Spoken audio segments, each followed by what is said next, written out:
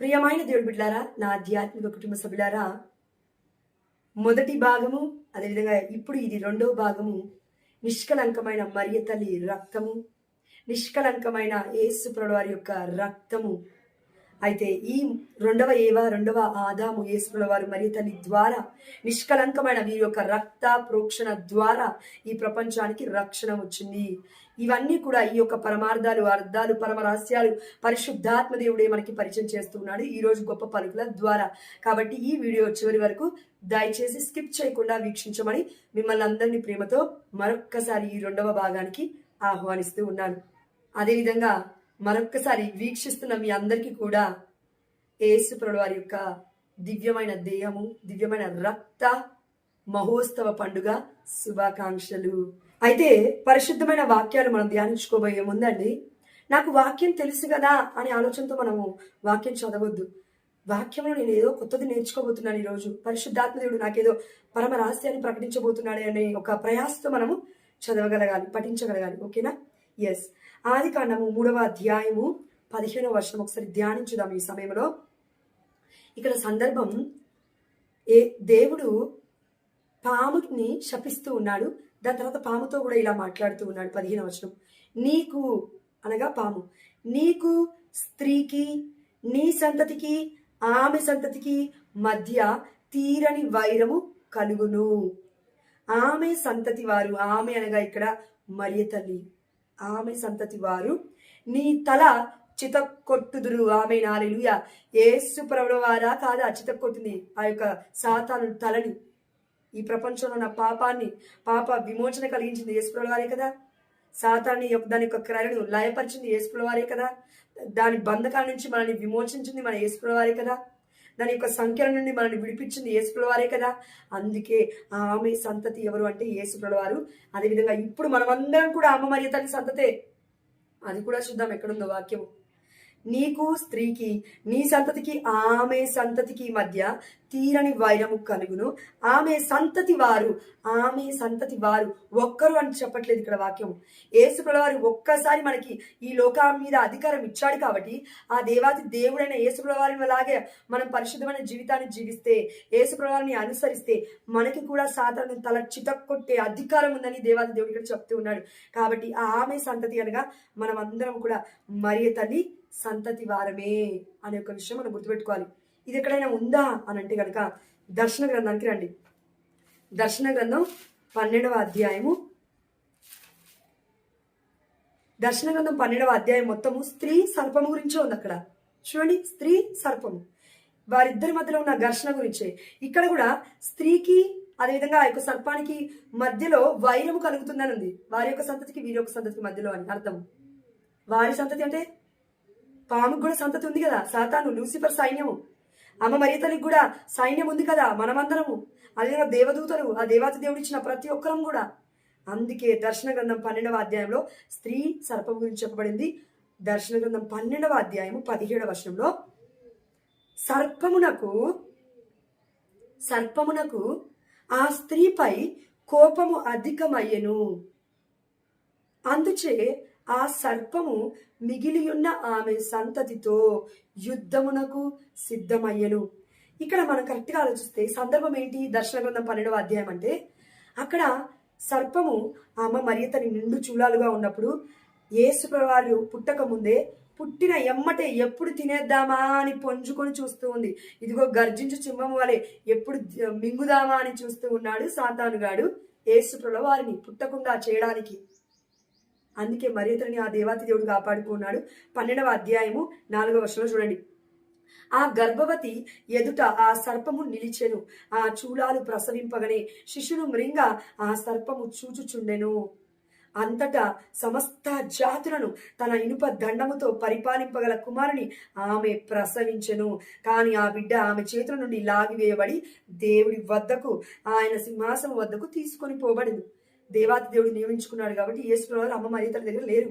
దాని తర్వాత మరణించారు, పునరుత్థానుడు అయ్యాడు, మోక్షారోహణుడు అయ్యాడు. ఇదిగో దేవుడి యొక్క మహిమ ఐశ్వర్యము చొప్పున ఆ మహిమలో మళ్ళీ వెళ్ళి యెహోవా తండ్రి పక్కన కుడి పార్శ్వమున సింహాసనాసీనుడు అయి ఉన్నాడు అని వాక్యం సెలవిస్తుంది. ఈ సందర్భంలోనే ఇక్కడ మనం వాక్యం చదివితే 12వ అధ్యాయం 17వ వచనంలో, సర్పమునకు ఆ స్త్రీపై కోపం అధికమయ్యను. ఎందుకైంది చూద్దాం రండి. అందుచే ఆ సర్పము మిగిలియున్న ఆమె సంతతితో మిగిలియున్న, ఇక్కడ యేసుప్రభుల వారు పరలోక రాజ్యానికి వెళ్ళిపోయారు. ఆ దేవాది దేవుడి యొక్క ప్రణాళిక చొప్పున సంపూర్ణమనొచ్చాడు. తన యొక్క మానవ జీవితాన్ని సంపూర్ణంగా దేవుడి చిత్తాన్ని ఇక్కడ చేసేసాడు. కానీ ఇప్పుడు మనం అందరము కూడా ఉన్నాము ఈ లోకంలో యాత్రికుల వలె, నిరీక్షణ బిడ్డల వలె. అయితే మనమందరం ఎవరు అంటే ఆమె సంతతితో మిగిలి ఉన్న దేవమాతకి, అమ్మ మరియ తల్లికి మనం అందరం కూడా మిగిలి ఉన్న సంతతిని, ఈ ప్రపంచం మొత్తము కూడా మిగిలి ఉన్న ఆమె సంతతితో యుద్ధమునకు సిద్ధమయ్యను. యుద్ధం ఏంటి?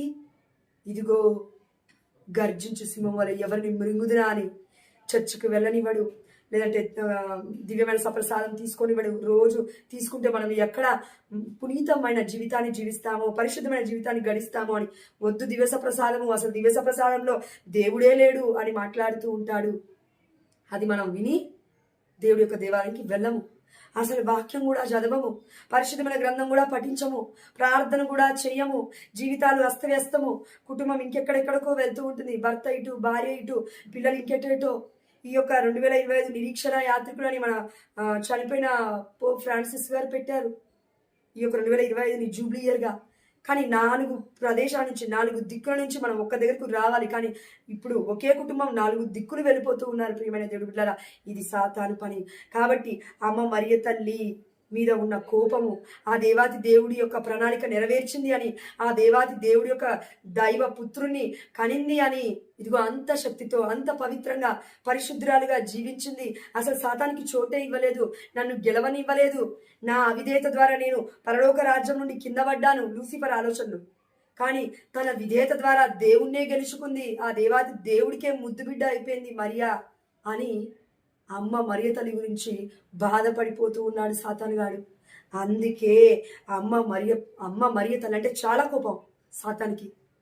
అందుకే అమ్మ మరియ తల్లిని కోపపడుతున్న వారు కూడా ఇప్పుడు ఏ సంతతి అవుతారు చెప్పాలి మీరు? అవునండి, ఎస్. అమ్మ మరియ తల్లి మీద కోపడుతున్న వారు కూడా లూసిఫర్ సంతతి, సర్ప సంతానమా అని దేవాది దేవుడు ఎన్నోసార్లు అన్నాడు. బప్తిస్మ యోహాను గారు కూడా అన్నారు. అందుకే కానీ మనం ఏ సంతానం? ఈరోజు మనము ఒక్కసారి పరిశీలించుకుందాం ప్రియమైన దేవుడి పిల్లరా. మరియ తల్లి మధ్యవర్తిత్వ ప్రార్థన అడుగుతున్నామా లేదా అనే ఒక ఆలోచన కూడా మనకు ఉండాలి. ఎందుకంటే ఈ యొక్క కృప ఆ తల్లికి ఆ దేవుడే ఇచ్చాడు. ఎందుకో చూడండి, ఇంకొన్ని వర్షాలు చదువుదాం.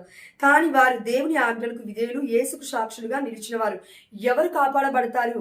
మరియతల్లి ముద్దు బిడ్డలుగా అంటే అమ్మ మరియతల్ని నమ్మి, ఇదిగో విజ్ఞాపన ప్రార్థన అమ్మ మరియతల్లి నా కోసం చేస్తుందని నమ్మి విశ్వసించిన వారు దేవుడి ఆజ్ఞకు విధేయులు, యేసుకు సాక్షులుగా నిలిచిన వారు.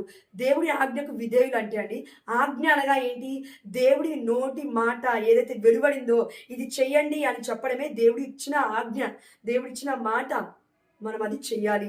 అందుకే ఎవరైతే నా మాటలందు విశ్వసించి వాటిని నెరవేరుస్తాడో వాడే నా శిష్యుడు అవుతాడు, కానీ మర్చిపోయిన వాడు కాదు. అందుకే యోహాను సువార్త 19వ అధ్యాయంలో 27వ వచనం అనుకుంటా అండి, ఇదిగో యోహాను నీ తల్లి. ఆ దేవాది దేవుడు ప్రియమైన శిష్యుడితో చెప్తున్నాడు. ఈ యొక్క స్లీవ, పరిశుద్ధమైన స్లీవనాథుడు స్లీవ మీద కొట్టబడినప్పుడు చివరి మాటలలో అతి అమూల్యమైనది 3వ మాట, నిత్యమైన మాట, పితా పుత్ర పరిశుద్ధాత్మ దేవుళ్ళే ముగ్గురు కలిసి మాట్లాడుతున్న మాట ఏంటంటే నిత్యమైనది 3వ పలుకు, ఇదిగో అమ్మా స్వీకరించు నీ కుమారుని, ఇదిగో యోహాను తల్లిని స్వీకరించు అనగానే యోహాను తన సొంత ఇంటికి తీసుకువెళ్ళను. సొంత ఇంటికి అనగా అమ్మ మన సొంత తల్లి, ఆ దేవాది దేవుణ్ణి కన్న తల్లి. యాక్చువల్లీ మన తల్లి అవ్వాలంటే మనకి అసలు ఒక యోగ్యత ఉండాలి. ఆ తల్లికి ఆల్రెడీ దేవుడు ఇచ్చేశాడు. ఆ తల్లికి అసలు యోగ్యత లేదని కాదండి, అసలు మనం యోగ్యులం కాదు కరెక్ట్గా మాట్లాడాలంటే. ఎందుకంటే అంత గొప్ప తల్లికి మనం బిడ్డలం కావాలంటే ఎంత యోగ్యత ఉండాలి, ఎంత పవిత్రంగా ఉండాలి. మనం ఆ తల్లి పవిత్రతతో కొంచెమైనా మనం పవిత్రత ప్రాక్టీస్ చేసి ఉండాలి, లేదంటే జీవించి ఉండాలి. కానీ దేవుడు ఫ్రీగా ఇస్తున్నాడు కదా. యోహానికి ఇచ్చినట్లే మనందరికీ కూడా ప్రపంచంలో ఉన్న ప్రతి శిష్యుడు కూడా, ప్రతి మానవుడు కూడా యోహాని ప్లేస్లో ఉన్నాడు, స్లీవ కింద. యేసుప్రభువు వారు మాత్రమే స్లీవ మీద ఉన్నాడు. అందుకే దేవాది దేవుడు అన్నాడు, ఇదిగో నేను ఎత్తబడినప్పుడు ఈ ప్రపంచం మొత్తం నా వైపు చూస్తుంది అని. అందుకే యేసుప్రభువు వారు ఎత్తబడినప్పుడు మనం చూస్తూ ఉన్నాము. మనకి చెప్తున్నాడు, ఇదిగో నీ తల్లి స్వీకరించు. అమ్మతో కూడా అంటున్నాడు, అమ్మా, ఇప్పుడు ఏ బిడ్డ అయితే నిన్ను నమ్ముతూ ఉందో, నీ మధ్యస్థ ప్రార్థన అడుగుతుందో, దయచేసి ఆ బిడ్డ కోసం ప్రార్థించమ్మా అని, ఇదిగో నీ బిడ్డ అని ఆ దేవాది దేవుడికి తల్లికి ఇస్తుంటే అంత గొప్ప అధికారాన్ని నీకు నాకు అధికారాన్ని ఇవ్వలేదా దేవుడు? ఆది కాండంలో ఆదాముకి దేవుడు అధికారాన్ని ఇవ్వలేదా? అన్నిటిని సృష్టించి ప్రపంచానికే నిన్ను నన్ను అధికారిగా చేసి అన్నిటికీ పేర్లు పెట్టాడు ఆదామే. దేవుడు అన్నాడు, నీకు సాతానుపై కూడా నేను అధికారాన్ని ఇచ్చాను, కానీ నీ అవిధేయత వల్ల దాన్ని పోగొట్టుకున్నావు. మరి తల్లి విధేయత ద్వారా ఇదిగో సంపాదించుకుంది. సాతాన్ని తన యొక్క కాలుతో త్రొక్కే కృపను కూడా ఆ దేవాది దేవుడు మరియ తల్లికి ఇచ్చాడు. అందుకే మన కనతలైన కథోలిక శ్రీ సభలో మరియ తల్లి స్వరూపాన్ని మనం చూస్తే ఒక్కొక్క ప్లేసెస్ లో మరియ తల్లి ఆ యొక్క స్వరూపం కింద సాతాన్ని తొక్కినట్టుగా ఒక పెద్ద భూగోళం, అంటే అదే ప్రపంచ పటం ఉంటుంది. ప్రపంచ పటం లాగా ఒక భూగోళం గుండ్రగా ఉంటుంది, గ్లోబ్ లాగా భూగోళం. దాని మీద సాతాను ఉంటాడు. ఆ సాతాను తొక్కినట్టుగా అమ్మ మరియ తల్లి స్వరూపం ఉంటుంది. అంటే ప్రపంచంలో ఉన్న ప్రతి ఒక్క బిడ్డ కూడా అమ్మ మరియ తల్లి బిడ్డలే. ఆ సాతాన్ని అమ్మ మరియ తల్లి తొక్కేసింది తన యొక్క విధేయత ద్వారా, దేవుడి చిత్తానికి ఎస్ అని చెప్పడం ద్వారా. ప్రియమైన బిడ్డలారా, దీనికి ఉన్న అర్థం అది. ఇంత అర్థం ఉందండి ఈ 2 వచనాలలోనే, ఈ 2 వాక్యాలలోనే. అయితే మనకి ఆ దేవాతి దేవుడు ఇంత గొప్ప విషయాన్ని తెలియజేశాడు, మరియ తల్లి గొప్పతనం. అదేవిధంగా ఇంకొన్ని వర్షాలు మనం ధ్యానిద్దాం ఈ సమయంలో. అదేంటంటే ఇప్పుడు ఆదికాండం 3వ అధ్యాయం 15వ వచనం చూసాం, అయిపోయిందా? ఎస్, 16వ వచనం అండి. ఆదికాండం 3వ అధ్యాయం 16వ వచనంలో మొట్టమొదటిగా 15వ వచనంలో ఏం చూసాము? దేవాది దేవుడు సర్పాన్ని శపిచ్చేస్తూ ఉన్నాడు. దాని తర్వాత స్త్రీ అనగా ఇక్కడ మొట్టమొదటి ఏవని ఏమని చెప్తున్నాడో చూడండి, ఏమని శపిస్తున్నాడో చూడండి. ఆయన స్త్రీతో ఇట్లా, నేను నీవు గర్భము ధరించినప్పుడు, చాలా క్లియర్గా కేర్ఫుల్గా వినాలి ఈ వాక్యాన్ని, చాలా జాగ్రత్తగా వినండి. ఆయన స్త్రీతో ఇట్లనెను, స్త్రీ అనగా మొదటి ఏవా, నీవు గర్భము ధరించినప్పుడు నీ బాధలు అధికము చేయుదును. దేవుడు ఏమన్నా అంటే, గర్భము ధరించినప్పుడు బాధలు ఉంటాయి, ఉండవని కాదు, ప్రతి స్త్రీకి బాధలు ఉంటాయి, కానీ అధికము చేస్తాను అని అంటున్నాడు. శాపం ఇది. న్యాచురల్గా ఏ స్త్రీకైనా గర్భము ధరించినప్పుడు ప్రసవ వేదన సాధారణమైన విషయమే. అది యొక్క సృష్టిలో ఉన్న యొక్క ఏమంటారండి, అది నార్మల్ విషయమే, సర్వసాధారణమైన విషయం. కానీ ఇక్కడ దేవుడు ఏమంటున్నాడు అంటే, ఈ స్త్రీతో, ఈ ఏవతో, మొదటి ఏవతో, నీ బాధలు అధికము నేను చేస్తాను. అధికము అంటే ఎక్కువగా, నీ ప్రసవ వేదనను ఎక్కువ చేయుదును. ప్రసవ వేదన, ఇప్పుడు గర్భము ధరించినప్పుడు బాధ ఎక్కువ అవుతుందంట. ఆ దేవుడు శపిస్తున్నాడు మొదటి ఏవను. దాని తర్వాత నీ ప్రసవ వేదనను కూడా నేను ఎక్కువ చేయుదును. అంటే బిడ్డకి జన్మనిస్తున్న సమయంలో కూడా, డెలివరీ సమయంలో కూడా నీ ప్రసవ వేదన ఎక్కువ అవుతుంది.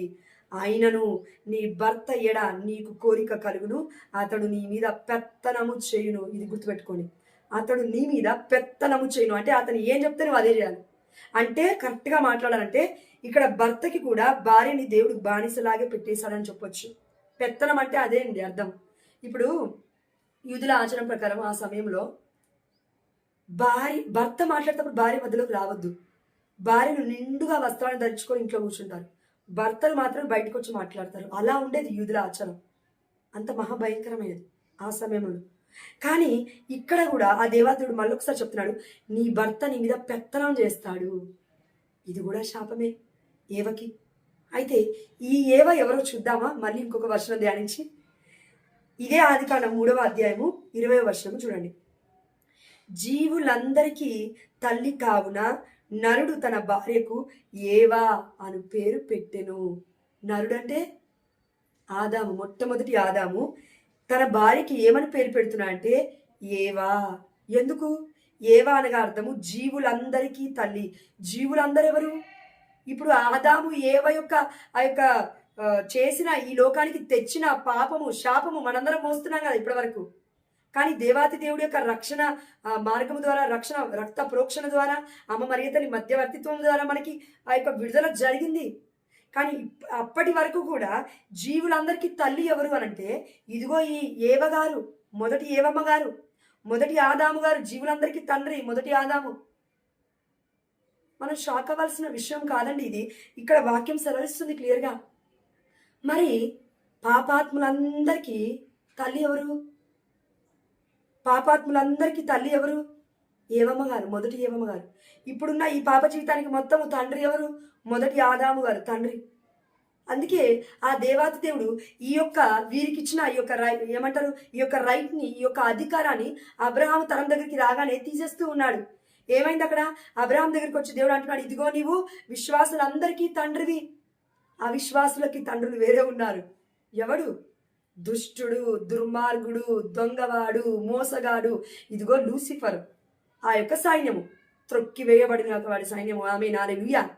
ఎందుకంటే ఇక్కడి నుంచి ఆదాము తరంకి వచ్చేసరికి, ఆదికాండం 12వ అధ్యాయంకి వచ్చేసరికి దేవుడు వీరికి ఇచ్చిన అధికారంలో కొంత అధికారాన్ని తీసేస్తున్నాడు. విశ్వసించిన వారందరూ కూడా అబ్రహాము సంతతి అని. కానీ కొత్త నిబంధనకు వచ్చేసరికి ఏం జరిగింది? ఇప్పుడే చూసాం వాక్యం, మరియ తల్లి సంతతి మనం అందరము కూడా అని. ఇక్కడ మొదటి ఏవా ఈ ప్రపంచానికే తల్లి అంటే నమ్ముతావు, విశ్వసిస్తావు. ఈ యొక్క పరిశుద్ధమైన గ్రంథంలో ఉన్న పరమ సత్యాన్ని ఇదిగో ప్రకటిస్తూ ఉన్నావు. కానీ మరియ తల్లి గురించి ప్రకటించమంటే ప్రకటించావు. మొదటి ఏవ గురించి మాట్లాడతావు, మొదటి ఆదాము గురించి మాట్లాడతావు. తప్పు చేశారు, దేవుని ధిక్కరించారు, అవిధేయత చూపించారు, వీరి గురించి మాట్లాడతావు. లేదంటే లూసిఫర్ దుష్టుడి గురించి మాట్లాడతావు, మోసగాడి గురించి మాట్లాడతావు. అందరికీ ఆ దేవాతి దేవుడికి మహిమ తీసుకొచ్చిన అమ్మ మరియ తల్లి గురించి ఎందుకు మాట్లాడాలి కదా ప్రియమైన బిడ్డ. దేవుడు బాధపడతాడు కదా, సత్యాన్ని నువ్వు ప్రకటించాలి కదా మరి. అందుకే ఇక్కడ జీవులందరికీ తల్లి ఏవమ్మ అయినప్పటికీ కొత్త నిబంధనకు వచ్చేసరికి అంతకంటే ముందే అండి దేవుడు ఆల్రెడీ ఆదికాండం 3వ అధ్యాయం 15వ వచనంలో చెప్పేశాడు. ఏమని అంటే, ఇదిగో ఆమె సంతతికి, ఇదిగో నీ సంతతికి తీర వైరము కలుగును, ఆమె సంతతి వారు నీ తల చితక్కొట్టుదురు. ఇక్కడ ఏవా ఇదిగో సాతాను యొక్క తల చితక్కొట్టలేదు, ఎందుకంటే పాపంలో పడిపోయింది. నువ్వు నేను ఒకవేళ మరియతని మధ్యస్థ ప్రార్థన అడిగితే జరిగేది ఇదే. మనము సాతాను తలని చితక్కొడతాము. ఆమె హల్లెలూయా. ఇది నిజం.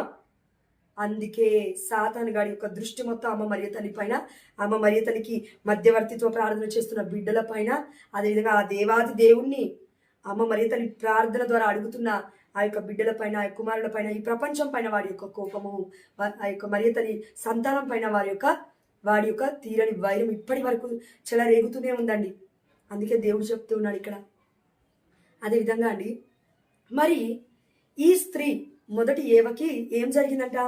బాధలు అధికమయ్యాయి. గర్భము ధరించినప్పుడు వేదన ఎక్కువైంది, గర్భము, అదేవిధంగా ప్రసవ వేదన, అదేవిధంగా తన భర్త మీద తనకి ఆ యొక్క కోరిక ఎక్కువ అవుతుంది. కానీ భర్త మాత్రం తన మీద పెత్తనం చేస్తాడు. ఈ 3 అంశాలు గుర్తుపెట్టుకోండి. అవునా? ఎస్. ఇప్పుడు లూకాసు వార్తకు వద్దాం ఒక్కసారి. లూకాసు వార్త 2వ అధ్యాయము 6వ వచనం. ఎందుకంటే వీళ్ళకి పాపము శాపం ఉంది, మరి తనకి ఏ పాపము లేకుండా, ఏ శాపము లేకుండా అన్నమ్మ జోకిము గారు ఇదిగో గర్భం పొంది ఉన్నారు, గర్భఫలం పొంది ఉన్నారు. అదేవిధంగా మరియ తల్లి కూడా ఏ పాపము లేకుండా, ఏ శాపము లేదు. అమ్మ మరియ తల్లిలో ఏ జన్మ పాపము, కర్మ పాపము లేదు. యేసు వారికి జన్మనిచ్చింది అని మనకు అర్థం కావాలంటే ఈ వాక్యాన్ని ధ్యానించాలి. అక్కడ ఏవ గర్భము ధరించినప్పుడు ఘోరమైన బాధ ఎక్కువైంది, ప్రసవ వేదన ఇంకా అధికమైంది. అదేవిధంగా తన భర్త తన పైన పెత్తనం చేస్తున్నాడు. ఈ 3 విషయాలు అమ్మ మరియ తల్లిలో ఎలా ఉన్నాయో చూద్దాం. పాపము శాపము ఉంటేనే ఆ బాధలు, పాపము శాపము లేకపోతే ఎందుకుంటాయి ఆ బాధలు? ఉండవు. అందుకే మరియ తల్లి గురించి మనం ధ్యానిద్దాం. లూకాసు వార్త 2వ అధ్యాయం 6వ వచనం చూడండి. వారచట ఉన్నప్పుడు, ఎవరచట? నీతిమంతుడైన యోసేపు, దావీదు కుమారా యోసేపు, అదేవిధంగా నీతిమంతుడు అమ్మ మరియ తల్లితో ఉన్నప్పుడు, మరియమ్మకు వీరిద్దరూ కలిసి బెత్లెహేములో ఉన్నప్పుడు మరియమ్మకు ప్రసవ కాలము సమీపించెను. ప్రసవ కాలము సమీపించెను. అక్కడ ప్రసవ వేదన ఎక్కువయ్యను అని లేదు. ఇక్కడ కరెక్ట్గా అర్థం చేసుకోండి వాక్యం. అక్కడ ప్రసవ వేదన నీకు ఎక్కువ అవుతుంది, అధికం అవుతుంది, గర్భము నీవు ధరించినప్పుడు కూడా ఆ బాధ భరించలేవు అని. కానీ మరియ తల్లి గర్భము ధరించినప్పుడు బాధపడలేదు. She is rejoicing in the Lord. అమ్మ మరియ తల్లి దేవుళ్ళు ఆనందిస్తుంది. వామ్మో, ఇంత గొప్ప దైవ పుత్రుని నేను మోస్తున్నానా అని తన యొక్క ఆనందానికి అంతులేని గంతులు వేస్తుంది తల్లి. అందుకే దివ్య మనసమైన మరియ తల్లి ముందు పాత నిబంధనలో దావీదు గారు గంతులు వేశాడు. కొత్త నిబంధనలో అమ్మ మరియ తల్లి దివ్య మనసమై కదిలి వెళ్ళినప్పుడు ఇదిగో పరిశుద్ధాత్మ చేత నింపబడింది మన ఎలిజబెత్ అమ్మ గారు. తన గర్భంలో ఉన్న శిశువు కూడా పరిశుద్ధాత్మతో పరిపూర్ణంగా నింపబడ్డాడు కాబట్టి ఇదిగో గంతులు వేస్తూ ఉన్నాడు. అందుకే మన కన్నతల్లి కథోలిక శ్రీ సభ యేసుప్రభుల వారి యొక్క పుట్టుకను, మరియ తల్లి యొక్క పుట్టుక పండుగను, అదేవిధంగా బప్తిస్మ యోహాను గారి యొక్క పుట్టుక పండుగను కొనియాడుతుంది ఈ నెల జూన్ 24వ తారీఖున. కాబట్టి ప్రియమైన దేవుడు బిడ్డలారా, పరిశుద్ధత, పవిత్రమైన దేవుడి కార్యం ఇది. ఇది నువ్వు నేను అనుకుంటే అవ్వదు. అందుకే అమ్మ మరియమ్మకు ప్రసవ కాలము సమీపించను. 6వ వచనం, లూకాసు వార్త 2వ అధ్యాయం 6వ వచనం. ప్రసవ కాలము సమీపించను. 7వ వచనం చూడండి. మరియమ్మ తన తొలుచూలు కుమారుని కనింది. అమ్మ మరియ తల్లి, దెర్ ఇస్ అ ప్రూఫ్. అమ్మ మరియ తల్లి యేసుప్రభువారికి జన్మనిచ్చింది. వాక్యం చెప్తుంది. కానీ పొత్తి గుడ్డలలో చుట్టి పశువుల తొట్టిలో పరుండబెట్టెను. ఆమేన్, హల్లెలూయా. ఏలైనా వారికి సత్రములో చోటు లేదా ఆయను. ఇక్కడ చాలా నిగూఢమైన రహస్యం అదేంటంటే, చాలా అర్థం చేసుకోవాల్సిన వాక్యం ఇది. అక్కడ గర్భము ధరించినప్పుడు ఆమె యొక్క బాధ ఎక్కువైంది, మొదటి స్త్రీ బాధ. మరియ తల్లి గర్భము ధరించినప్పుడు గంతులు వేస్తుంది, దేవుడిలో ఆనందిస్తుంది. ఇదిగో నాకు ఇలా ఎలా జరిగింది, అమ్మో నేను దేవుడి యొక్క దాసురాలను, నీ మాట చొప్పున నాకు జరుగునుగా కానీ ఆనందిస్తూ ఉంది అమ్మ మరియ తల్లి. అందుకే ఆనందంతో నింపబడింది కాబట్టి అక్కడే కూర్చోకుండా అనేకులకి సహాయం చేయాలి అని ఎలిజబెత్ అమ్మ దగ్గరికి కొండ ప్రాంతానికి కదిలి వెళ్ళింది ఆ అమ్మ మరియ తల్లి. గొప్ప తల్లి. వెళ్తున్నప్పటికీ కూడా అమ్మకి ఏ బాధ కలగకుండా ఆ దేవాతి దేవుడి యొక్క సన్నిధి తోడైంది కాబట్టి ఎక్కడా కూడా అబార్షన్ అవ్వలేదు. సెకండ్ మంత్లో అమ్మ మరియ తల్లి ఉంది అప్పటికి. కొండ ప్రాంతం వెళ్తున్నప్పుడు అంటే ఆల్మోస్ట్ 150 కిలోమీటర్లు అమ్మ నడిచింది. అయినప్పటికీ అబార్షన్ అవ్వలేదు. ఎందుకు? దేవాతి దేవుడి యొక్క ప్రణాళిక అది. సర్పము అవ్వాలని చూస్తుంది, కానీ దేవాతి దేవుడు అలా ప్రొటెక్ట్ చేసుకున్నాడు. గర్భము చుట్టూరా, తన దేహము చుట్టూరా దేవదూతల శిబిరాన్ని పన్నాడు. నీకు నాకే అంటూ ఉన్నాడు దేవుడు 91వ కీర్తన, ఇదిగో దేవదూతలు నిన్ను ఎత్తి పట్టుకుంటారు అని. మరి అమ్మ మరియతల్ని ఎందుకు చేయడు దేవుడు? దైవ పుత్రుడు కదా పుట్టబోయేది, అందుకే రక్షణ ఇచ్చాడు ఆ దేవాతి దేవుడు. అందుకే మరియమ్మకి ప్రసవ కాలము సమీపించినప్పటికీ ప్రసవ వేదన ఎక్కువైంది అని ఇక్కడ లేదు. గర్భము ధరించినప్పుడు గర్భము ధరించినప్పుడు అధికమైంది భారము అని లేదు. కానీ మరియమ్మ తన తొలుచూలు కుమారుని పొత్తి గుడ్డలు అంటే ఏంటండి మనందరికీ తెలుసు, స్త్రీలకైతే ఎక్కువగా తెలుస్తుంది.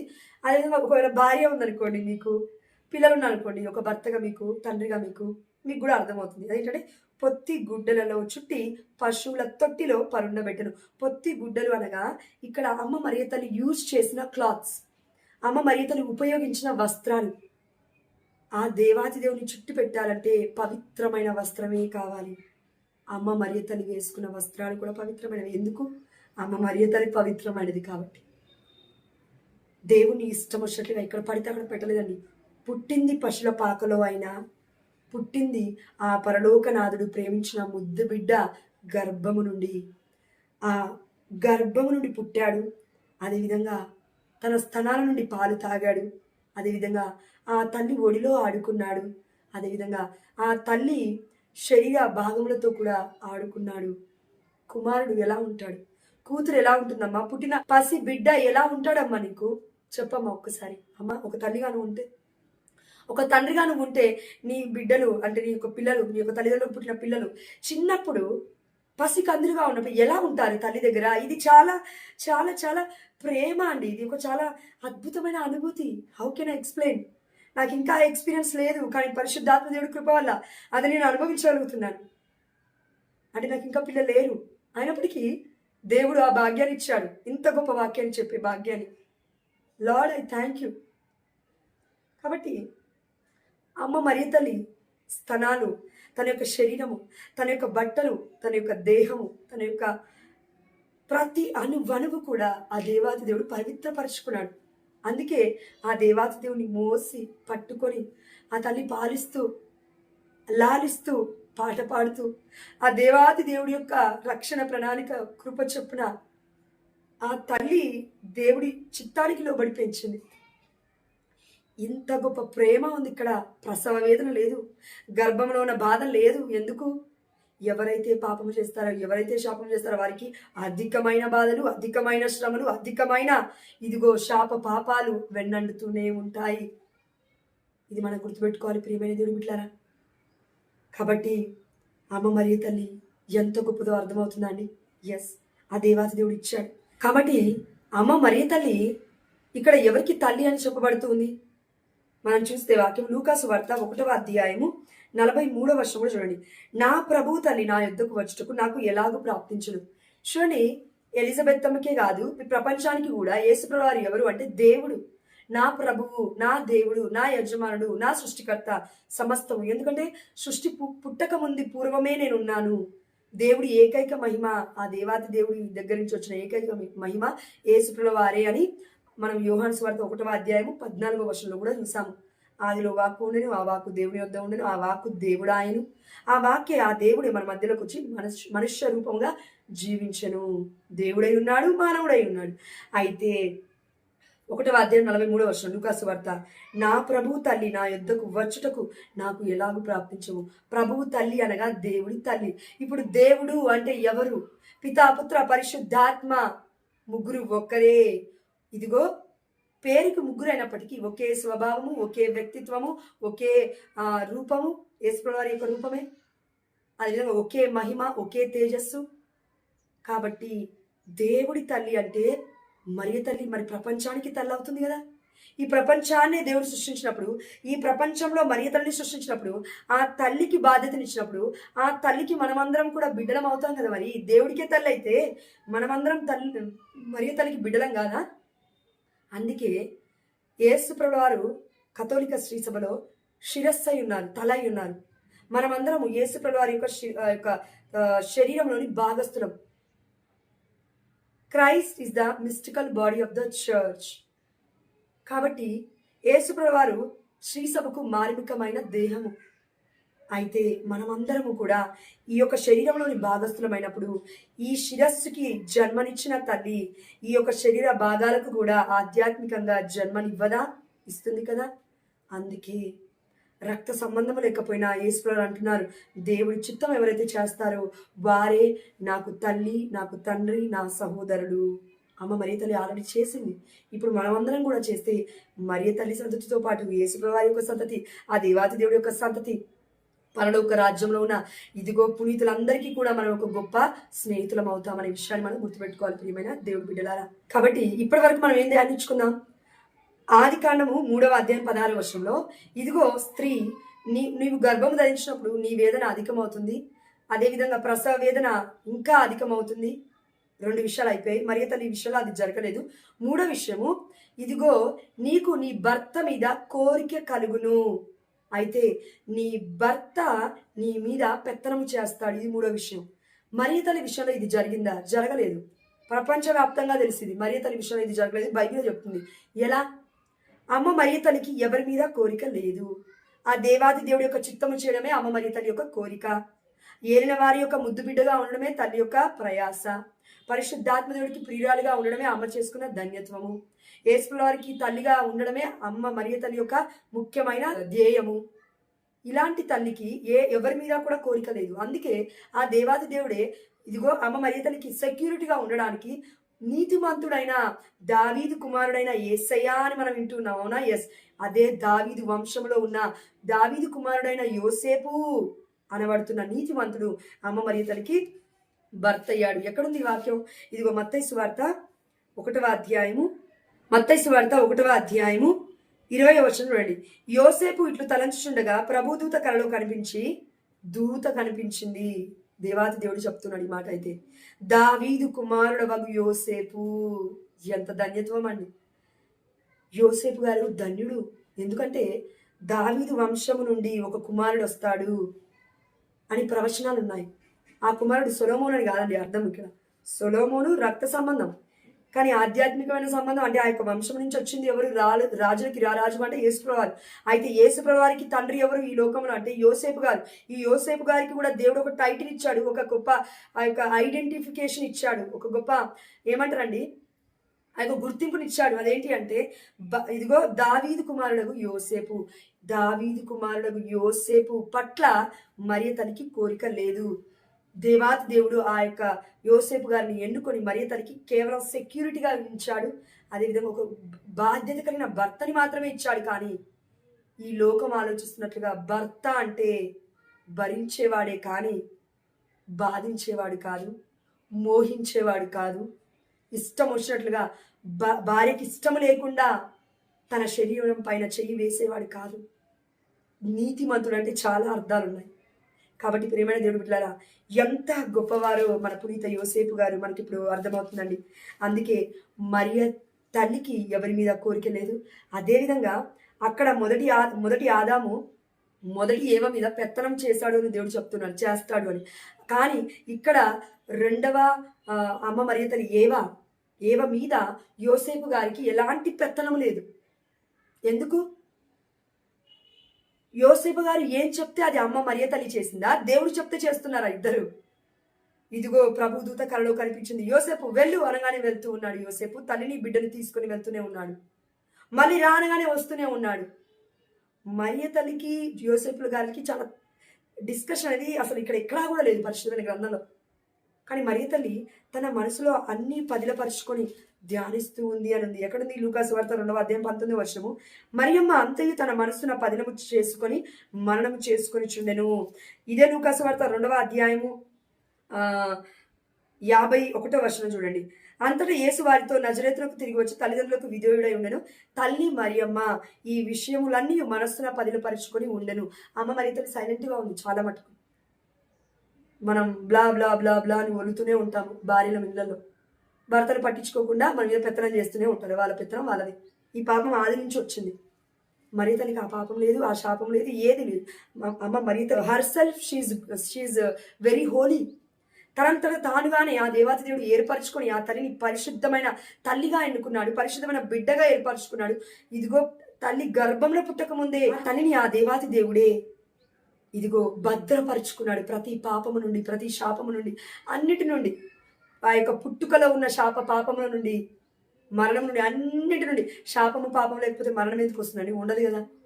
అందుకే అమ్మ మరియ తల్లి, అదేవిధంగా యేసుప్రభువు వారు చనిపోయిన తర్వాత 3 రోజులు సమాధిలో ఉన్న తర్వాత మోక్షారోహణమై వెళ్ళిపోయాడు యేసుప్రభువు అని ఉంది. అదేవిధంగా మన కనతలిన కథోలిక శ్రీసభ పరమ రహస్యాలు ఏం ప్రకటిస్తూ ఉందంటే, మరియ తల్లి సమాధి చేయబడిన 3వ రోజు ఆ దేవాది దేవుడు దేవదూతల సమూహంతో అమ్మ మరియ తల్లిని ఇదిగో మేఘాల పైన తీసుకువెళ్ళాడు అని మన కనతలిన కథోలిక శ్రీసభ ప్రకటిస్తుంది. అందుకే మనము మహిమ దేవరహస్యంలో చెప్తాం కదండి, దేవమాతమ్మ ఆత్మ శరీరములతో మోక్షారోపణం అవుటం గురించి ధ్యానించుదుముగాక. 4వ గుర్తు. 5వ గుర్తు, అమ్మ మరియ తల్లి ఇదిగో పరలోక భూలోక రాజ్ఞిగా స్థాపింపబడటం గురించి ధ్యానించుదుముగాక అని. కాబట్టి ప్రియమైన దేవుడి బిడ్డలారా, ఇన్ని గొప్ప అంశాలు దేవుడు మనకి వ్యక్తపరిచున్నాడు, ప్రకటించున్నాడు, పరమ రహస్యాన్ని మనకి బోధించున్నాడు. ఆ దేవాది దేవుడికి సమస్త ఘనత మహిమ ప్రభావములు చెల్లిస్తూ ఇప్పటి వరకు మనము నేర్చుకున్నాము. అదేవిధంగా యోసేపు గారికి మరియ తల్లి పైన పెత్తనమే లేదు. ఆ దేవాది దేవుడికే వారి యొక్క జీవితాన్ని అర్పించేశారు. కాబట్టి దేవుడిదే పెత్తనం అంతా. వారి జీవితం మీద ఏ ఆశ లేవండి. ఆ దేవుడి చిత్తము చేయడమే వారి యొక్క ధ్యేయము, వారి యొక్క జీవిత ఆశయము. కాబట్టి మరి కన్నతల్లి కథోలిక శ్రీ సభలో ఎక్కడెక్కడ ఉన్నాయి మన కథోలిక శ్రీ సభ catechism of the Catholic church వాక్యాలు ఎక్కడెక్కడ ఉన్నాయి అని చూస్తే అండి, చూడండి ఈ వాక్యాలు ధ్యానించుకుందాం. CCC catechism of the Catholic church paragraph 490లో 490లో చూడండి. ఆది పాపం అంటని మాత. అమ్మ మరియ తల్లికి పాపమే అంటలేదు అని చెప్తూ ఉన్నారు మన కనతలిన కథోలిక శ్రీ సభ. ముక్తిదాతకు తల్లి కావడానికి ఆ పాత్రకు తగిన వరాలతో దేవుడు మరియమాతను సుసంపన్నం చేశాడు. శుభ సందేశం అందిస్తూ గాబ్రియేలు దూత అనుగ్రహ పరిపూర్ణురాలా అంటూ ఆమెను అభినందించాడు. జకర్యాని ఎలా మాట్లాడాడు? భయపడకు అని అన్నాడు. కానీ మరియ తల్లితో ఏమన్నాడు?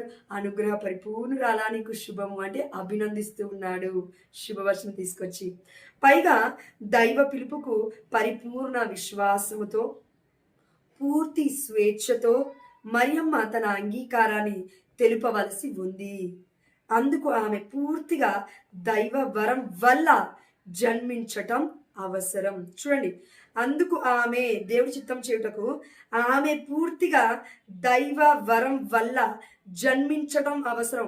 ఇక్కడ యేసుప్రభువు వారు జన్మించడం అని చెప్పట్లేనండి దేవాతి దేవుడు. ఇక్కడ ఏమంటున్నా అంటే ఆమె పూర్తిగా దైవ వరం వల్ల జన్మించడం అవసరం. ఇప్పుడు చెప్పండి, పునీత అన్నమాచార్య వాక్యముల గారికి దైవ వరం వల్ల అమ్మ మరియ తల్లి పుట్టింది అని అర్థం. పాపము అంటలేదు, సోకలేదు మరి తల్లికి. అదేవిధంగా CCC catechism of the Catholic church paragraph 491 ఒకసారి చూడండి. మరియమాత దేవుని వల్ల అనుగ్రహ పరిపూర్ణురాలు అయ్యింది. అవును, దేవుడి మహిమే అది, దేవుడి చిత్తము, దేవుడి అభిష్టము. దేవుడు ఏర్పరచుకుంటే మనం ఎవరు కాదనడానికి. కాబట్టి ఆమె కడుపులో పడిన క్షణం నుంచి దేవుడు ఆమెను విమోచించాడని యుగాల తరబడి నెమ్మదిగా శ్రీసభ జాగృత అవుతూ వస్తూ ఉంది, తెలుసుకుంటూ వస్తూ ఉంది. అదేంటంటే దేవుడు ఆమెను విమోచించాడు. ఇప్పుడు యేసుప్రభువారు లేకపోతే ఈ ప్రపంచానికి విమోచనే లేదు, రక్షణే లేదు, రక్త ప్రోక్షణే అప్పటి వరకు జరగలేదు. ఇంకా అప్పటికి మరే తల్లికి బిడ్డ యేసుప్రభువారు పుట్టలేదు, దైవపుత్రుడు. మరి విమోచన ఎలా వచ్చింది? దేవుడి మహిమ ద్వారా, దేవుడి ఎన్నిక ద్వారా, దేవుడి చిత్తము ద్వారా, దేవుడి యొక్క అభిష్టము ద్వారా. కాబట్టి ఇదిగో దేవుడు ఆమెను విమోచించాడని యుగాల తరబడి నెమ్మదిగా శ్రీసభ జాగృత అవుతూ వస్తుంది. మరియమాత పాప రహిత అన్న సిద్ధాంతంలోని సారాంశం ఇదే. పాప రహితోద్భవి, జన్మ పాప రహితోద్భవి అని మరియ తల్లి దర్శనం ఇచ్చినప్పుడు చెప్పింది చిన్నారులతో. అవునా? ఎస్. అందుకే ఇదిగో మరియమాత పాప రహిత అన్న సిద్ధాంతంలోని సారాంశం ఇదే. క్రీస్తు శకం 1854 సంవత్సరంలో 9వ పాయస్ జగద్గురువు ఈ సత్యాన్ని ప్రపంచానికి ప్రకటించారు. గురువు గారే ప్రకటించారు. ఎన్ని వందల సంవత్సరాల ముందండి? 1854 సంవత్సరం, 18వ శతాబ్దంలో ఇది జరిగింది. ఎన్ని గొప్ప పరమ రహస్యాలే అండి మన కథోలిక శ్రీసభ catechism of the Catholic church ద్వారా మనకి బోధిస్తుందో చూడండి. మనం ధన్యులం. అదేవిధంగా catechism of the Catholic church 492 ఒకసారి చూడండి. మరియమాత గురించి ఇక్కడ దేవుడు చెప్తున్నాడు. సృష్టింపబడిన మనుషుల్లో అందరికన్నా మిన్నగా దేవుడు మరియమాతను దీవించాడు. ఇప్పుడు ఇది మనం ఒప్పుకోవాలి, తీరాలి, ఒప్పుకోవాల్సిందే, ఒప్పుకొని తీరాల్సిందే. ఒప్పుకోకపోతే నీ ఇష్టం, దేవుడి దగ్గరనే ఫలితాన్ని చూస్తావు. దేవుడే ఇంకా చేసేది, మనం ఏం చేయలేము. మనుషులు మనం ప్రకటించడం వరకే మన యొక్క పని. ఆ దేవాది దేవుడు ఇచ్చిన పరిచర్య, ప్రేమపూర్వకంగా, అనుగ్రహపూర్వకంగా. కాబట్టి సృష్టింపబడిన మనుషుల్లో ఇప్పటి వరకు ఎంతమంది సృష్టింపబడ్డారు? కోట్ల మంది. అయితే సృష్టింపబడిన మనుషుల్లో ఇప్పటి వరకు కూడా అందరికన్నా మిన్నగా దేవుడు మరియమాతను దీవించాడు. అమ్మ మరియ తల్లి దీవెనని చూసి కుళ్ళుకొని అసూయ చేత మరియతని ప్రకటించకుండా నువ్వు ఉన్నంత మాత్రాన ఆ దేవాతి దేవుడు లేపలేడు అనుకున్నావా? కథోలిక శ్రీసభ నుంచి తన యొక్క బిడ్డల్ని లేపుతాడు. ఆమె హల్లెలూయా. ప్రకటించే బిడ్డలుగా దీవిస్తాడు నా తండ్రి. ఆమె హల్లెలూయా. మరియ తల్లి మధ్యస్థ ప్రార్థన చాలా శక్తివంతమైనది. ఎందుకంటే యాకోబు రాసిన లేఖలో మనం చూసినాం, నీతిమంతుడి ప్రార్థన మహాశక్తివంతమైనది. మరి నీతిమంతుని కన్న తల్లి, నీతిమంతుడైన యోసేపు పక్కనే ఉన్నప్పటికీ పాపం చేయకుండా ఆ తండ్రి దేవుడి యొక్క ప్రణాళికలో తనని తానుగా ముగ్ధురాలైపోయి తన యొక్క శరీరాన్ని, తన దేహాన్ని, తన ఆలోచనని, తన యొక్క పవిత్రతని ఆ దేవుడికి అర్పించుకుంటే త్యాగ బలిగా, మరి ఆ తల్లి ధన్యురాలు కాకపోతే ఇంకేమవుతుంది? అందుకే తరతరముల వారు అమ్మ మరియతని ధన్యురాలు అని పిలవాల్సిందే. ఇది దేవుడి యొక్క వాంఛ, దేవుడి యొక్క కోరిక, దేవుడి చిత్తము, అవి ఇష్టము.